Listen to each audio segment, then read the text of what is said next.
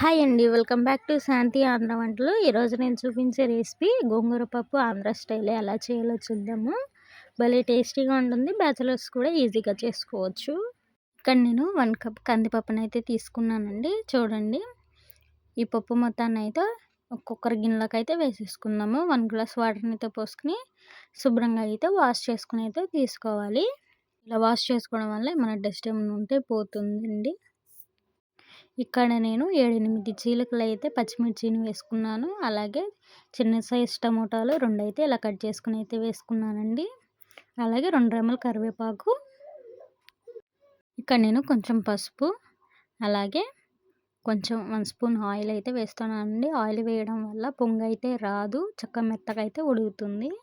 అలాగే చిన్న నిమ్మకాయ సైజ్ అంత చింతపండు రెమ్మలను కూడా వేసేసుకోవాలి. అలాగే ఎసరికి సరిపడా వాటర్‌ని అయితే పోసేసుకున్నాను. మీరు ఇక్కడ చూడొచ్చు, ఎర్రకడల గోంగూరనైతే తీసుకున్నానండి. ఆకు కూడా కొంచెం ఎర్రగానే ఉంది కదా. ఈ కప్‌తో 4, 5 కప్పులనైతే తీసుకున్నానండి. శుభ్రంగా వాష్ చేసి అయితే తీసుకున్నాను. ఇప్పుడు ఈ ఆకు మొత్తం కుక్కర్ గిన్నెలో అయితే పెట్టేసుకొని లిడ్ పెట్టుకొని విజిల్స్ అయితే పెట్టుకోవాలి.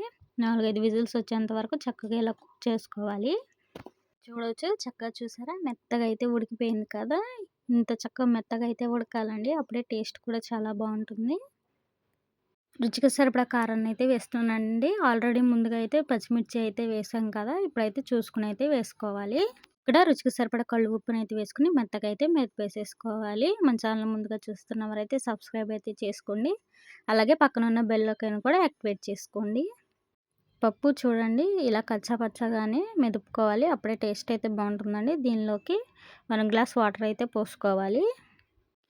చూడండి, చక్కగా ఇలా అయితే అయింది కదా. ఇంకో 1 గ్లాస్ వాటర్‌ని అయితే పోసుకొని చక్కగా ఇలా చిక్కగా అయితే చేసుకోవాలి. ఇక్కడ కదండి అసలైన టేస్ట్ మొదలయ్యేది.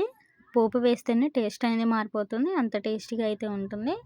దీనిలోకి ఒక ప్యాన్ పెట్టుకొని ఆవాలు, పచ్చిపప్పు, మినపప్పు, అలాగే చల్లమిరపకాయలు, కొంచెం జీలకర్ర, ఎండుమిర్చి, అలాగే కచ్చాపచ్చా దంచిన వెల్లుల్లి, కొంచెం అంత కరివేపాకును వేసుకుని చక్కగా దోరగా అయితే ఇలా ఫ్రై చేసుకోవాలి. ఇంగువ అయితే వేయటం లేదండి, మీకు ఇష్టమైతే వేసుకోవచ్చు. మనం ఇప్పుడు మెదిపి పెట్టుకున్న పప్పునైతే మొత్తం అయితే వేసుకుని ఒకసారి అయితే కలిపేసేసుకున్నాము. చూడండి, పోపు మొత్తం కలిసే విధంగా అయితే కలుపుకోవాలి. చక్కగా ఒక పొంగు వచ్చేంత వరకు చక్కగా ఉడికించుకోవాలండి. చూడండి, వీడియోలో చూపిస్తున్న విధంగా అయితే చక్కగా ఇలా ఉడకాలి. అప్పుడే టేస్ట్ అనేది బాగుంటుంది. ఒకసారి అయితే కలుపుకుందాము. అంతేనండి, ఎంతో టేస్ట్ అయిన ఆంధ్ర స్టైల్‌లో పప్పు గోంగూర అయితే రెడీ అవుతుంది. మరి టేస్ట్ అయితే చాలా బాగుంటుందండి. ఈ రెసిపీ మీకు నచ్చినట్టయితే లైక్ చేసి, షేర్ చేసి, సబ్స్క్రైబ్ అయితే చేసుకోండి.